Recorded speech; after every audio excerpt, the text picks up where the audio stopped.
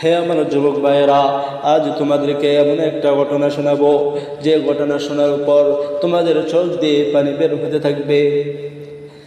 আজ আমাদের টাকা পয়সার কোনো অভাব নাই, ব্যাংক ব্যালেন্সের অভাব নাই, গাড়ি বাড়ি সবই রয়েছে, বিশাল অট্টালিকা রয়েছে, খাবারের কোনো অভাব নাই।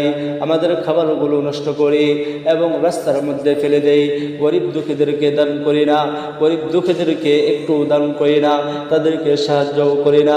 অথচ আল্লাহ তাআলা কোরআনে কারীমের মধ্যে বলেন, কুলু ওয়াশরাবু ওয়ালা তুসরিফু, খাও এবং পান করো এবং অযথা নষ্ট করিও না।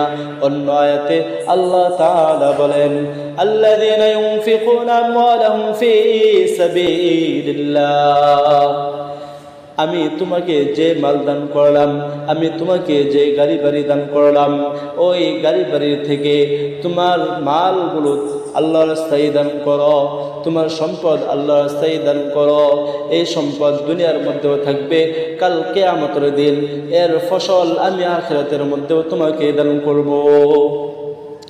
আজ আমরা যদি সেই আরব দেশগুলির দিকে তাকাই তাহলে দেখতে পারবো তারা কত খাবারগুলো নষ্ট করে, তাদের টাকা পয়সাগুলো কত টাকা পয়সাগুলো নষ্ট করতেছে। তাদের পার্শ্ববর্তী দেশ ফিলিস্তিনের দিকে যদি তাকাই তাহলে দেখতে পারবো আজ আমাদের মা বোনগুলো না খেয়ে অনাহারে রাস্তার মধ্যে পড়ে শহীদ হইতেছে। তাদেরকে সাহায্য করার মতো কেউ নাই, তাদের পাশে দাঁড়ানোর মতো কেউ। সেই ইহুদিদের হাতে আজ আমাদের মা বোনগুলো দর্শন হইতেছে, আজ আমাদের মা বোনগুলো ইজ্জত নষ্ট করতেছে সেই ইহুদিরা। আজ আমরা তাদেরকে কোনো কিছু করতে পারি না, কারণ আমাদের এটা ইমানের দুর্বলতা। আমাদের ইমানটা যদি শক্তিশালী হতো তাহলে সেই খ্রিস্টানরা আমাদের মা বোনদের উপর, আমাদের মুসলমান ভাইদের উপর অত্যাচার করতে পারতো না। এটা হলো আমাদের ইমানের দুর্বলতা।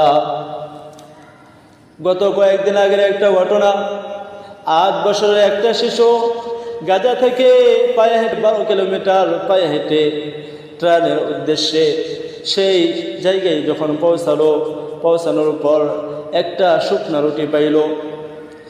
এই শুকনা রুটি পাওয়ার পর আসমানের দিকে 2 হাত তুলে আল্লাহ তাআলাকে বলে, হে আল্লাহ, আজ 3 দিন পর এক রুটি পাইলাম, শুকনা রুটি।